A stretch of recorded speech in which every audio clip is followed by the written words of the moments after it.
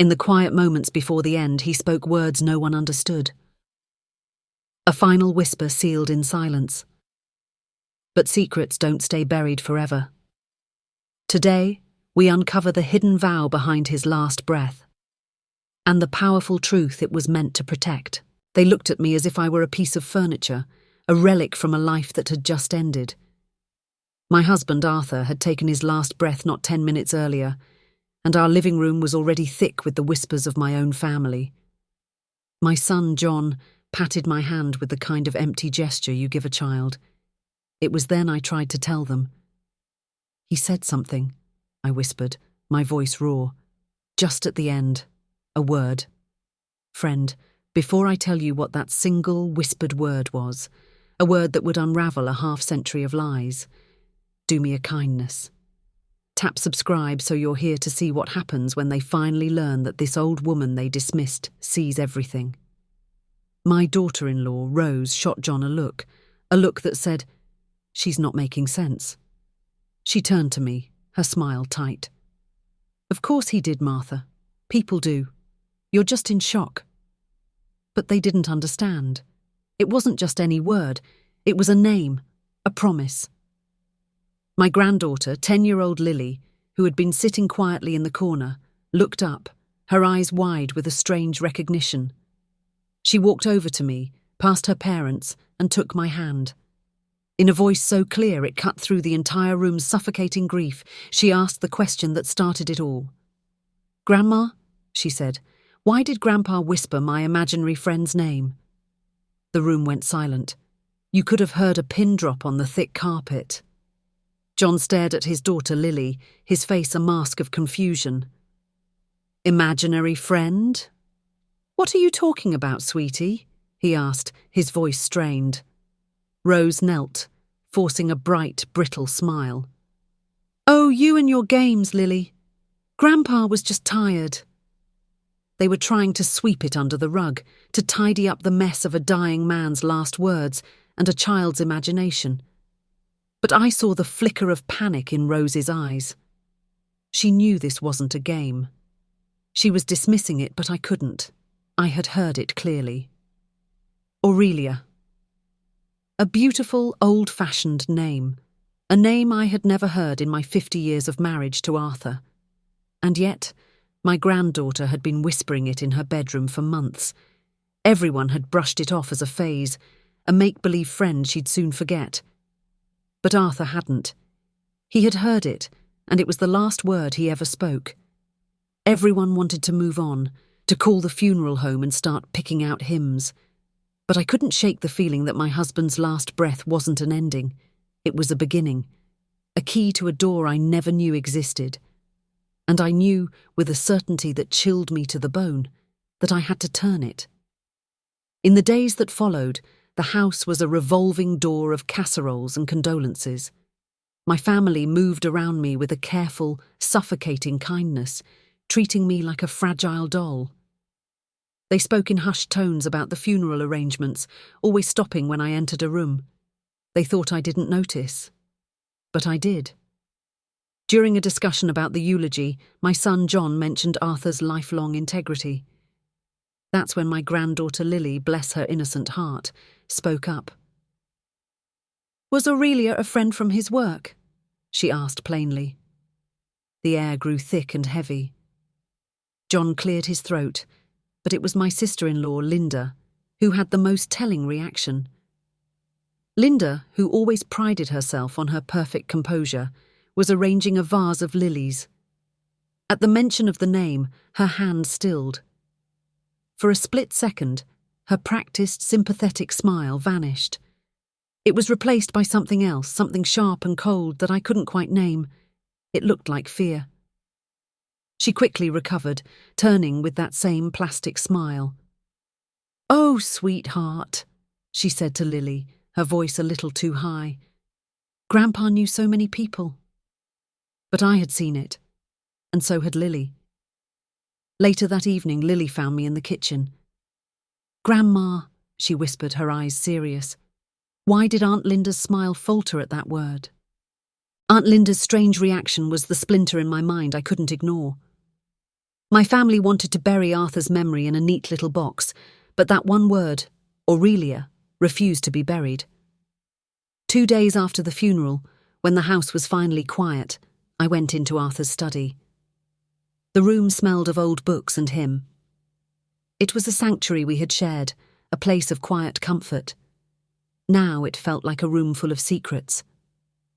I ran my hands over his large oak desk, a piece he had inherited from his own father. I didn't know what I was looking for, but my heart was pounding with a strange mix of grief and purpose. My fingers traced the intricate carvings on the side of the desk, a detail I'd seen 1,000 times. But this time, my thumb pressed into a small carved rose and I felt a faint click. A section of the side panel popped open, revealing a shallow, hidden drawer I never knew existed. My breath caught in my throat. Inside lay a single yellowed envelope. There was no stamp, no address, just 3 words written in my husband's familiar, elegant script. My hand trembled as I picked it up. It didn't say, "To my wife, Martha." It said, "For the Promise Keeper." A cold dread washed over me as I stared at the words. Who on earth was the Promise Keeper? My heart hammered against my ribs as I carefully broke the wax seal on the envelope. My first thought was that it would be a letter, an explanation for everything. But it wasn't. As I tilted the envelope, a small, thick photograph slid into my palm. It was old, the edges worn and the corners soft. The image was black and white, and it showed my Arthur, but a younger version of him, probably in his early 20s, long before he met me. He was smiling, a wide, unguarded smile I hadn't seen in years. But he wasn't alone. His arm was wrapped around a young woman. She was beautiful, with dark, wavy hair and eyes that sparkled even in the faded photograph. She was looking at him with an expression of pure, unadulterated love. It was a look I thought he had only ever saved for me. My blood ran cold. This wasn't a cousin or a sister. The intimacy was undeniable. I turned the photograph over, and there on the back was a single word scrawled in faint pencil. Aurelia. A crack ran right through the centre of the photograph, a jagged line that shattered the image of the happy couple. My 50-year marriage suddenly felt like a lie. This wasn't just a secret, it was a whole other life. And I had to ask myself, who was this woman my husband had so carefully hidden from me for all these years? The photograph felt heavy in my hand, like a stone of betrayal. I decided they would not ignore this. The next day, I gathered my son John, his wife Rose, and my sister-in-law Linda in the living room. I told them we needed to sort through some of Arthur's old papers. I let the silence settle before I placed the cracked picture on the coffee table. "I found this in his desk," I said, my voice steady. "I need to know who she is." John picked it up and sighed, a deep, frustrated sound. "Mother, this could be anyone. A college friend, a distant cousin. You're making a mountain out of a molehill." Rose nodded in agreement, her eyes refusing to meet mine. But it was Linda's reaction that confirmed my suspicions. She wouldn't even touch the photograph. She just stared at it, her face pale. "I've never seen her before in my life," she said, her voice a little too quick, a little too sharp. They were stonewalling me, closing ranks to protect a secret I was not allowed to know. Defeated, I retreated to Arthur's study, the photograph feeling like a fool's errand. I sank into his leather chair, my eyes falling on the old worn Bible he kept on his desk. I remembered the inscription he wrote inside it decades ago, citing his favourite verse. "The Lord is faithful to all his promises." Promises, like the promise he'd made to the Promise Keeper. My hands shook as I reached for the Bible. The Bible felt warm, as if it still held the heat from my husband's hands. I opened it to the page with the verse about promises. The words were underlined in his familiar blue ink. But there was something else. Tucked neatly between the thin pages was a piece of paper, folded into a tiny square. It was brittle with age, and I feared it would turn to dust in my fingers. Carefully, I unfolded it. It was a map, torn from an old road atlas of a small rural county a few states away. Most of it was unremarkable, just faint lines showing roads and rivers. But near the centre, one small town was circled in faded red ink. The town was called Havenwood. I had never heard of it. It wasn't a place Arthur had ever mentioned, not on vacations, not in stories from his youth. It was a complete blank. Yet here it was, hidden in his most personal book, linked to a verse about keeping promises. This was no accident. This was a destination. My family saw me as a grieving widow, lost in confusion and fantasy. They wanted me to sit quietly in my house and fade away, but looking at that map, a new fire began to burn in my chest. Before the sun rose the next morning, I packed a small overnight bag. I was going to Havenwood. They thought I was losing my mind, but for the first time since Arthur died, I felt I was finally finding it. Havenwood felt like a town that time had forgotten. The buildings on Main Street were old brick with faded paint and wide front windows. I parked my car and walked into a dusty general store that smelled of sawdust and coffee. An old man with a kind, wrinkled face stood behind the counter. "Can I help you, ma'am?" he asked gently. My heart was pounding, my hands clammy. I felt foolish, like a woman chasing a ghost. But I took a deep breath and pulled the cracked photograph from my purse, placing it on the wooden counter. "I was wondering if you might recognize the people in this picture. It was taken a long time ago." The man put on a pair of spectacles and leaned in. He was silent for a long moment, just staring at the photo. I was about to apologize for wasting his time when he looked up at me, his eyes full of a strange, sad light. "Well, I'll be," he breathed. "That's Arthur all right, and Aurelia." He said her name so easily, so naturally. A wave of relief and terror washed over me. She was real. He knew her. I leaned forward, my voice a desperate whisper. "Can you tell me about her?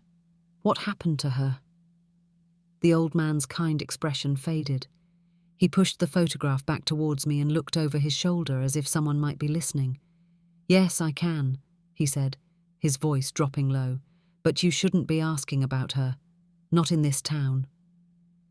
The shopkeeper's warning echoed in my mind as I sat in the sterile quiet of the Havenwood motel room. I felt a chill that had nothing to do with the air conditioning.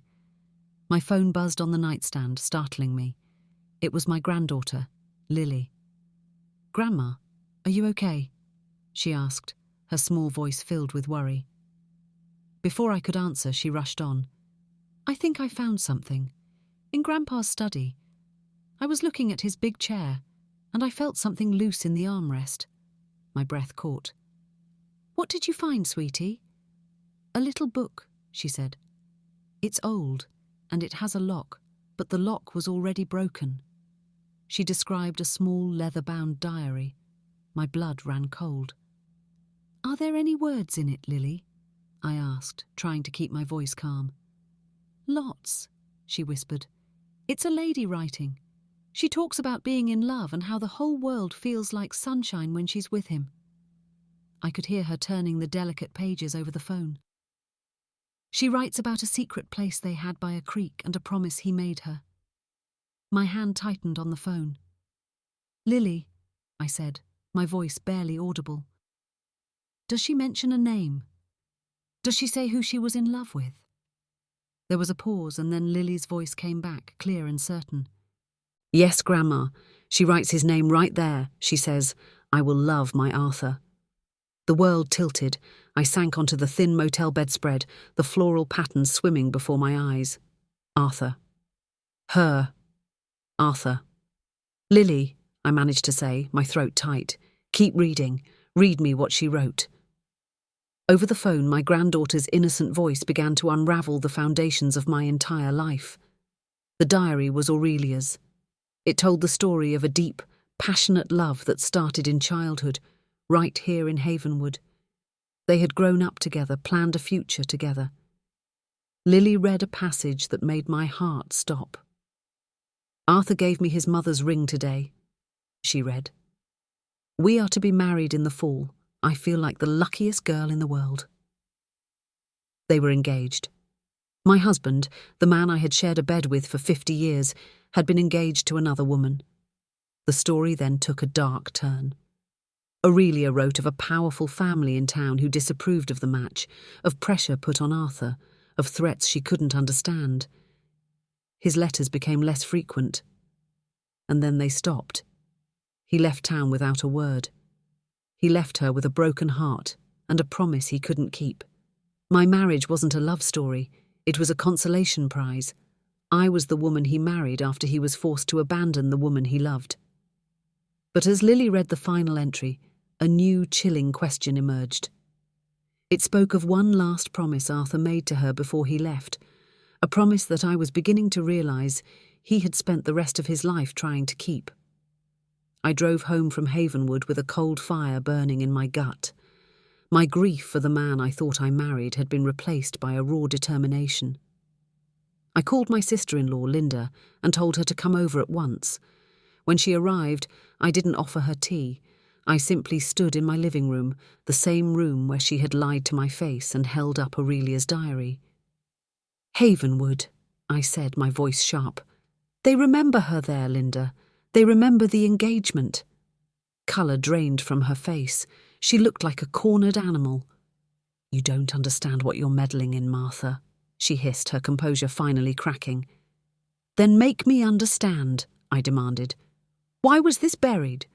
Who forced Arthur to leave her?" I took a step closer, my voice dropping to a whisper. "What are you so afraid of?" That's when she broke. Her fear turned to fury, a lifetime of secrets boiling over. She lunged forward and tried to snatch the diary from my hand. "You foolish old woman!" she shrieked, her face twisted in a way I'd never seen before. "You will destroy this family with your ghosts!" I held the diary to my chest, refusing to let go. With a final, venomous glare, she pointed a trembling finger at me. "I am warning you," she seethed. "Never speak that name in this house again." Linda's threat hung in the air long after she slammed the door behind her. Her panic only proved I was getting closer to the truth. Shaken, I called my granddaughter, Lily. "Sweetheart, can you do me a favour? Look in that little diary again, very carefully. Is there anything else inside?" I heard her footsteps and the rustle of pages. After a moment, her voice came back, filled with excitement. "Grandma, taped to the back cover under a flap, there's a little key." It was a small, flat key, the kind used for a safety deposit box. A number was etched into its head.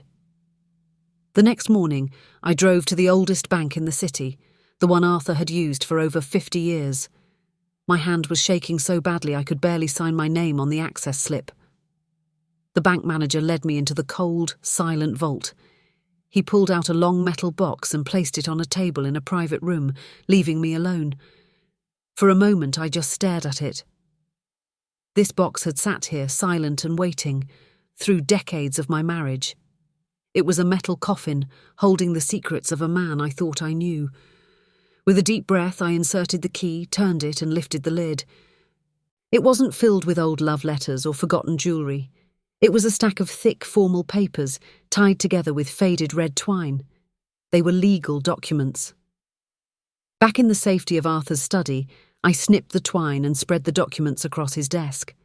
The top document was a letter written in his hand. "Martha," it began.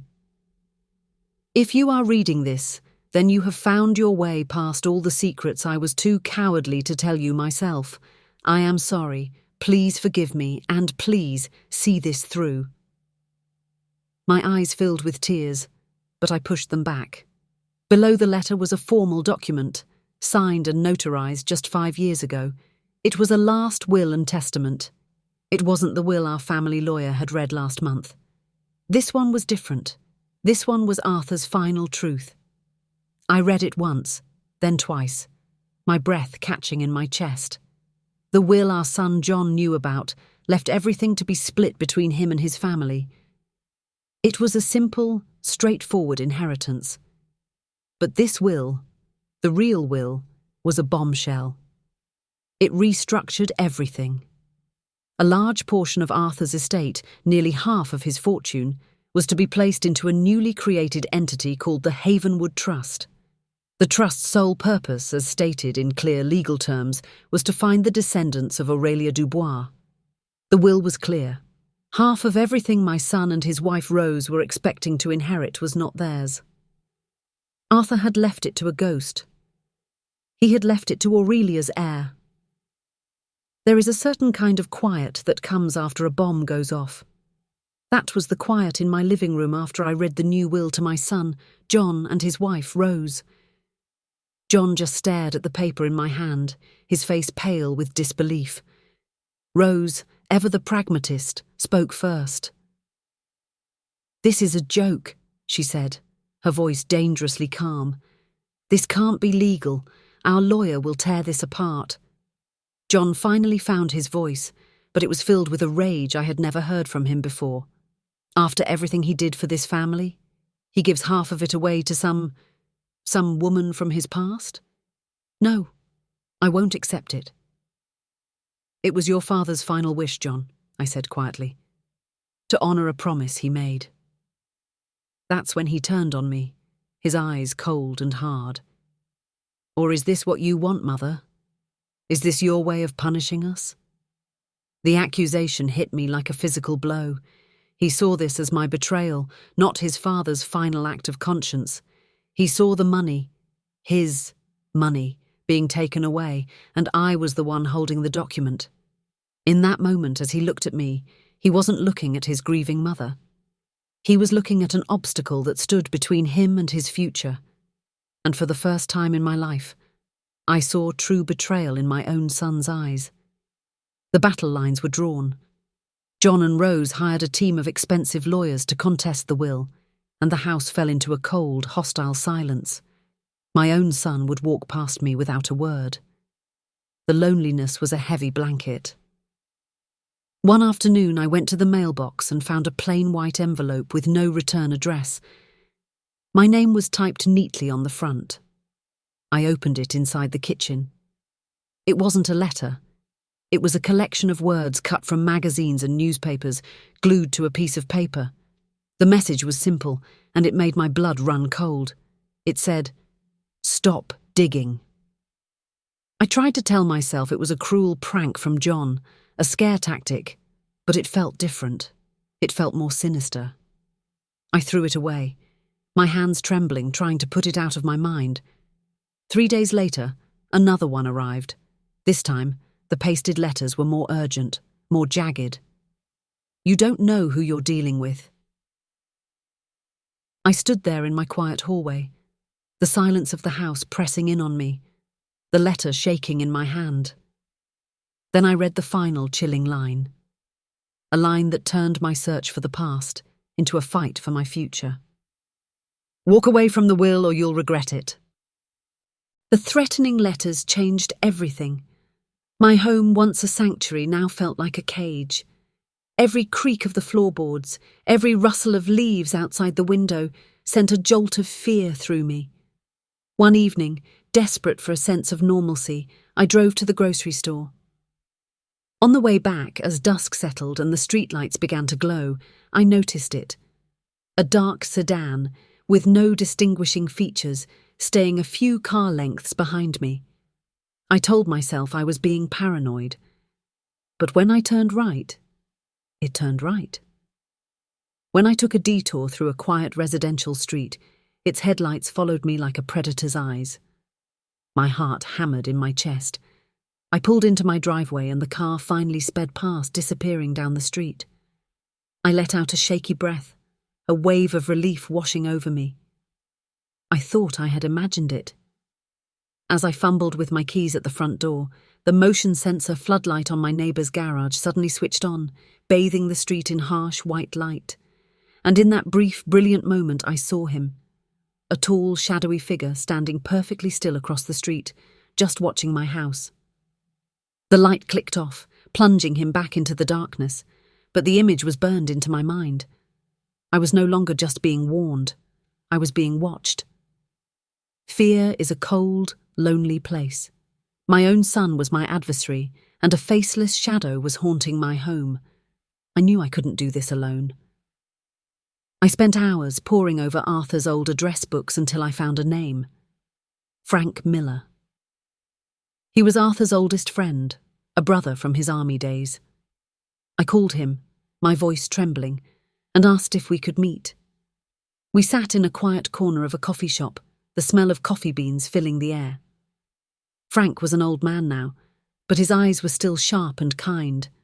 I pushed the cracked photograph of Arthur and Aurelia across the table. "Frank," I said, "I need the truth. I need to know everything."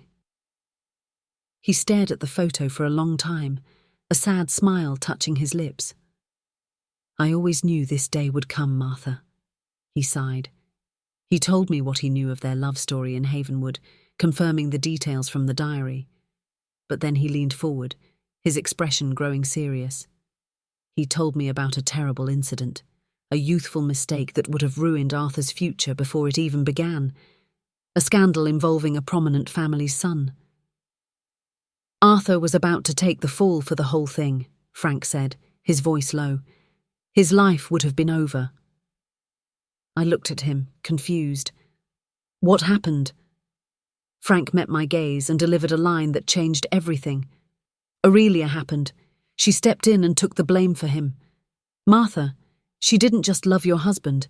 She saved his life. Aurelia had sacrificed her own name to save Arthur's. The promise he made, the debt he owed her, was greater than I could have ever imagined." My mind was reeling. A 50-year-old secret was rewriting itself with every new detail. "What happened to her after he left?" I asked Frank, my voice barely a whisper. Frank's kind eyes filled with a deep, ancient sadness. He took a slow sip of his coffee, as if fortifying himself. "That," he said, "is the part that haunted Arthur until the day he died." He told me that Aurelia never married. She stayed in Havenwood, living a quiet life, forever marked by the scandal she had taken upon herself. And then Frank delivered the final devastating blow. The secret that Arthur had carried like a stone in his heart for half a century. A few months after Arthur was forced to leave town, Frank said gently, Aurelia discovered she was pregnant. I felt the air leave my lungs. The room seemed to tilt. "Pregnant?" I echoed, the word feeling foreign in my mouth. "A child. Arthur's child." Frank gave a slow, solemn nod. "A son," he confirmed. "Aurelia raised him all by herself. He never knew who his real father was, but Arthur knew. He always, always knew. The heir mentioned in the will wasn't a stranger. It was my husband's firstborn child. The existence of a son changed everything. This wasn't about a memory anymore. It was about a bloodline. I hired a private investigator, a discreet man named Mr. Evans, and gave him the little I knew, Aurelia's name and the town of Havenwood. It didn't take him long to find the trail. Aurelia had passed away a decade ago, and her son, a quiet man named David, had died from an illness just 2 years prior. My heart sank. But David had not been alone. He had a daughter, Aurelia's granddaughter. Her name was Sarah. I arranged a meeting, my heart pounding with a mix of hope and fear. I told Sarah the entire unbelievable story, and though she was skeptical, she agreed to a DNA test. A week later, Mr. Evans called me. "The results are in, Martha," he said. "There is no doubt. Sarah is a direct biological granddaughter of Arthur. The will is going to hold up." A wave of relief washed over me, but then his voice grew hesitant. "There's something else, though. Something strange." "What is it?" I asked. "The lab ran Sarah's DNA against a public database for genealogical matches," he explained, "and a close relative popped up. A first cousin once removed. According to the database, Sarah shares a significant amount of DNA with your sister-in-law, Linda." I hung up the phone, the world dissolving into a low hum. Linda. Related to Aurelia's granddaughter. It didn't make any sense, and yet it made all the sense in the world. The puzzle pieces crashed into place with sickening clarity. Linda's family had been a prominent, powerful family in that region for generations. The scandal Frank mentioned, the pressure on Arthur, the quick arranged marriage to me, it all began to connect. Aurelia had taken the fall for a crime committed by a member of Linda's family. And the price for their silence, the price for saving Arthur from ruin, was that he had to walk away from Aurelia and marry into a respectable family. My family. This was the obligation from the diary. My entire life, my entire identity as Arthur's wife was built on this rotten foundation. I wasn't the love of his life. I was part of a deal. I was the payment for a debt I never knew he owed. This revelation shook me to my core, deeper than the infidelity, deeper than the secret child. Was my 50-year marriage nothing more than a business transaction? Was the love I thought we shared just a comfortable cage for a man who was never truly free? In that moment, I knew. Linda wasn't just protecting a dusty old secret. She was protecting her family's original, unforgivable crime. The DNA report lay on the table, a single sheet of paper that connected all the broken pieces. Linda and Aurelia, my family and his. It was all a tangled, rotten root. And in that moment of terrible clarity, I finally understood my husband Arthur's last breath. The word Aurelia. It wasn't a confession. It wasn't a memory of a lost love whispered in a moment of delirium. It was a task. It was his final, desperate instruction. He was dying, and he knew the walls of silence he'd built would stand forever unless he gave me the first stone to throw. He was pointing me toward her, not just to the woman but to her bloodline. This was the promise he had spent his life trying to keep. The will wasn't just an apology, it was a rescue mission. He was trying, from beyond the grave, to give his secret family the name, the legacy and the security he had been forced to deny them. And as this realization washed over me, a new, colder fear took its place. The threats, the man watching my house, they weren't just trying to protect an inheritance. They were trying to finish the job they started 50 years ago, to erase a bloodline. I suddenly knew with chilling certainty that Sarah, Aurelia's innocent granddaughter, was in terrible danger. I had to protect Sarah, but to do that, I needed to understand what or who I was fighting against. The threats felt too vicious for a simple financial dispute. I called my investigator, Mr. Evans, with a new directive. "Forget about the living for a moment," I told him, my voice grim. "I want you to dig into the dead. Find out everything you can about how Aurelia Dubois died." He called me back 2 days later. "It's a sad story, Martha," he began. "She died relatively young, in her late 40s. Lived a quiet life, never left Havenwood." He explained that the official cause of death in the town records was a tragic accident. She had fallen down the stairs in her home. It was a neat, tidy story. Too tidy. "Is that all?" I pressed, a feeling of dread coiling in my stomach. "That's the official record," Mr. Evans said, his voice dropping slightly. "But something about it bothered me, so I went to the county archive and pulled the original coroner's file."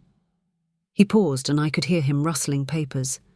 "Martha, the official cause of death may have been the fall, but the old coroner, a man named Dr. Albright, made a private note in the margins of his file. A note that was never transferred to the official certificate. He wrote that the bruising on her neck was not consistent with a fall." Bruising on her neck. The words echoed in the silent room. This wasn't an accident. This was a murder. My mind raced back in time, connecting the terrible dots. Aurelia would have died about 30 years ago. By then her son would have been a young man. Perhaps she was finally ready to tell him the truth about his father. Perhaps she had even tried to contact Arthur. Either way, she would have become a sudden, terrifying threat to the people who had built their lives on her silence. She was a ghost who had decided to start rattling her chains. And I knew who was most afraid of ghosts. My sister-in-law, Linda. I remembered her face when I first mentioned Aurelia's name. The flash of pure, cold panic. I remembered her shriek in my living room. "You will destroy this family." Her terror wasn't just about a long-lost secret or a social scandal. It was the primal fear of a criminal on the verge of being exposed. She had the motive. Her powerful family had the influence in that small town to make a murder look like an accident. The awful truth settled over me, heavy as a shroud. Linda hadn't just been protecting a secret. She was protecting herself. Because she was the one who had made Aurelia a ghost in the first place. I was no longer dealing with a liar. I was dealing with a killer. That night, I couldn't sleep. The familiar shadows of my home twisted into menacing shapes. I finally drifted into a restless sleep, only to be jolted awake by a smell, acrid and sharp. Smoke. My bedroom was hazy, and the smoke alarm began to shriek, a piercing scream in the suffocating quiet. I threw open my door to a wall of thick black smoke. The fire was downstairs near the front hall, roaring like an angry beast, blocking my only way out. I stumbled to my bedroom window, coughing and gasping, and managed to force it open, tumbling out onto the soft grass below, just as the sirens began to wail in the distance. Later, as I stood wrapped in a scratchy blanket watching the flames consume my home, the fire chief found me. "Ma'am," he said, his face grim. "This was no accident. It was arson. Someone poured gasoline on your front porch. Someone had tried to kill me, to burn me and all of Arthur's secrets to ash." My eyes scanned the crowd of neighbours, looking for my son, John. He should have been there, but he wasn't. And a horrifying new question took root in my soul. Had my own son, so blinded by the inheritance he was about to lose, tried to murder his own mother? The fire was the final declaration of war. They had taken my home, the vessel of my memories, and tried to take my life. Hiding was no longer an option. From the safety of my granddaughter Lily's house, I called my lawyer with a new resolve. "File everything," I ordered. The second will, the DNA report, Mr. Evans's findings on Aurelia's suspicious death, and the police report on the arson. I want it all on the public record. Now. The legal machine churned into motion, and within a week we were all summoned for an emergency preliminary hearing. The courtroom was cold and imposing. I sat on one side with my lawyer and Sarah, Aurelia's granddaughter, who looked terrified but determined. On the other side sat my son John, his wife Rose, and behind them a silent, stone-faced Linda. The air was thick with hatred. The judge, a stern-faced woman with tired eyes, read the documents in a growing silence. Her expression shifted from professional detachment to one of deep concern. She looked up, her gaze sweeping over our fractured family. Given the extraordinary nature of these filings, which include a contested will, a disputed heir, and now serious allegations of arson and a suspicious death, she declared, her voice ringing with authority, "This court will proceed to a full evidentiary hearing." She banged her gavel, the sound like a starting gun. The secret war for Arthur's legacy was now over. The public battle had just begun. The courtroom felt like a pressure cooker. On one side, my son John and his wife Rose sat with their expensive lawyers, whispering furiously. On the other side sat my sister-in-law Linda, a statue carved from ice. The air crackled with 50 years of unspoken truths. Their lawyer began by painting me as a confused old woman, lost in grief and easily manipulated. He called the second will a fantasy, the work of a man whose mind was failing him. He tried to make me small, to put me back in the box they had made for me. But the box was broken. Then it was my turn. My lawyer stood. "Your Honour," he said, his voice clear and steady. "We call Martha Crestwood to the stand." I rose, my legs feeling surprisingly strong. Every eye in the room followed me as I made my way to the witness box. I swore the oath, my hand steady on the Bible.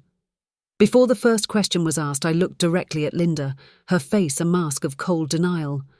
Then I looked at my son, his eyes full of a stranger's anger. They thought this was their stage, their world, governed by their rules. But as I took a deep breath to speak, I knew their reign of silence was about to be broken. I told them everything.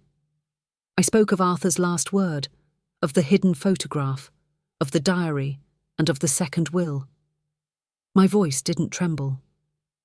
I laid out the facts one by one like stones building a wall of truth they could not climb. The evidence was presented. The DNA report linking Linda's family to Aurelia's, the coroner's private notes, the police report on the arson. Then, Linda was called to the stand. She was calm at first, defiant, denying everything with a cold smirk. But under my lawyer's relentless questioning, the cracks began to show. He presented her with the coroner's notes. "Were you there, Linda? Did you see her fall?" That's when she shattered. The icy composure melted away into a torrent of rage and fear. "She was going to ruin everything," Linda shrieked, her voice echoing in the stunned silence. "Our family saved Arthur. We gave him everything. And that woman, she was going to tell her son and destroy us all." She was sobbing now, confessing it all. She admitted to confronting Aurelia, to the argument at the top of the stairs. "I just pushed her. I just wanted her to be quiet. It was an accident." The judge hammered his gavel, calling for order, but the sound was drowned out by the collective gasp of a courtroom that had just heard a 50-year-old murder confessed into the open. The trial ended in ruins. Linda was facing charges, and my son John and his wife Rose were disgraced. In the quiet aftermath, a package arrived from Arthur's lawyer. It was a small box of my husband's most private effects. At the bottom, beneath old medals and tie clips, was a thick envelope with my name written in his familiar hand. A note attached read, "To be given to Martha only in the event that the Havenwood matter is ever brought to light." With trembling fingers, I broke the seal. It was a letter, written 10 years ago. It was Arthur's true last words to me. He wrote of his shame, of the cowardice that had haunted him his entire life. He confessed that his marriage to me began as an obligation, but that my strength and my love had become the only real and true thing in his life. He was a prisoner of his past, too weak to break the silence himself. He begged for my forgiveness. "I know you see me as a liar," he wrote, the ink slightly blurred as if from a tear. "But please, see me as a captive too. I am leaving you the key to my cage. I am trusting you to be the strength I never had." Then came his final request, his true last will. "Don't just give her the money, Martha. Heal the wound. Give them our name.